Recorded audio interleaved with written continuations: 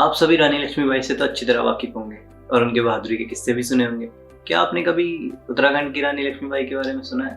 जी हाँ, मैं बात कर रहा हूँ कुमाऊं की रानी लक्ष्मीबाई जिया रानी के बारे में। हल्द्वानी से कुछ ही किलोमीटर की दूरी पर गौला नदी के किनारे बसी एक छोटी सी जगह रानी बाग। नाम सुन के ऐसा लगता है किसी रानी ने अपने दौर पे यहाँ बगीचा बनाया हो। तो हाँ, आप सही सोच रहे हैं, लेकिन ये जगह किसी बाग या बगीचे की वजह से नहीं जानी जाती है तो यहाँ पे स्थित उत्तराखंड की प्राचीन गुफाओं में से एक गुफा के वजह और गौला नदी के किनारे स्थित एक चित्रशिला के वजह से। Wait a minute. So what's up guys, my name is Rahul and you are watching my YouTube channel देवभूमि सीकर। तो आज के इस एपिसोड में मैं आपको बताने जा रहा हूँ कि कैसे एक राजघराने की सुंदर सी राजकुमारी बनी कत्यूरी और कुमाऊं की न्याय की देवी, जिनको कुमाऊं की रानी लक्ष्मीबाई के नाम से भी जाना गया और क्यों लोग इनको आज भी पूछते हैं। और ये कहानी आपको उत्तराखंड के इतिहास को थोड़ा और करीब से जानने में मदद करेगी। तो चलो शुरू करते हैं। साल 1192 में देश में तुर्कों का शासन स्थापित हो गया था, मगर उसके बाद भी किसी तरह 2 शताब्दी तक हरिद्वार में पुंदिर राज्य बना रहा।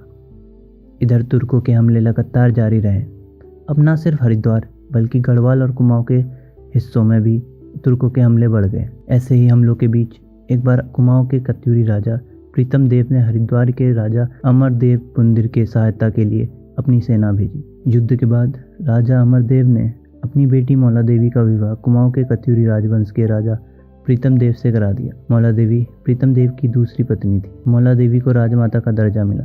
उस क्षेत्र में माता को जिया कहा जाता था, इसलिए उनका नाम जिया रानी पड़ा। कुछ समय बाद जिया रानी की प्रीतम देव से अनबन हो गई। वो अपने बेटे के साथ गौला घाटी चली गई, जहाँ उन्होंने एक सुंदर सा बाग बनाया जिसे रानी बाग के नाम से जाना गया। लगभग 12 साल बीतने के बाद अब साल आ गया 1398। तैमूर ने भारत पे हमला कर दिया। तैमूर ने अपनी एक टुकड़ी पहाड़ी राज्यों में हमले के लिए भेज दी। जैसे ही ये खबर जिया रानी तक पहुंची तो उन्होंने कुमाऊं के राजपूतों की एक सेना का गठन किया। अब तैमूर की सेना और जिया रानी की सेना के बीच रानी बाग में युद्ध होता है। तैमूर की सेना हार जाती है।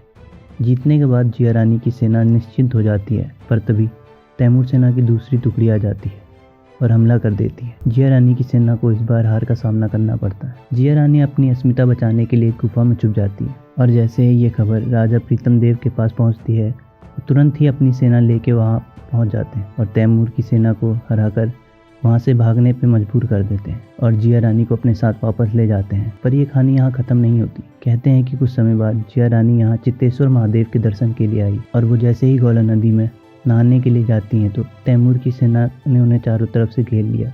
जिया रानी शिव भक्त थी। उनने अपने इष्ट का स्मरण किया और गौला नदी के पत्थरों में समा गई। तैमूर की सेना ने उन्हें बहुत ढूंढा पर वो नहीं मिली।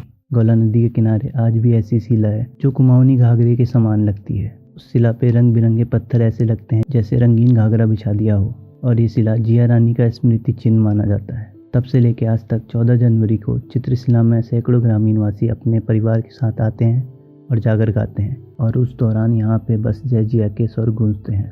तो ये कहानी थी एक राजघराने में जन्मी मौला देवी जो आगे चल के बनी कत्यूरी और कुमाऊं के न्याय की देवी। आज की स्टोरी कैसे लगी हमें कमेंट करके जरूर बताएं। उत्तराखंड से जुड़ी और भी स्टोरी सुनने के लिए हमारे चैनल को जरूर सब्सक्राइब करें।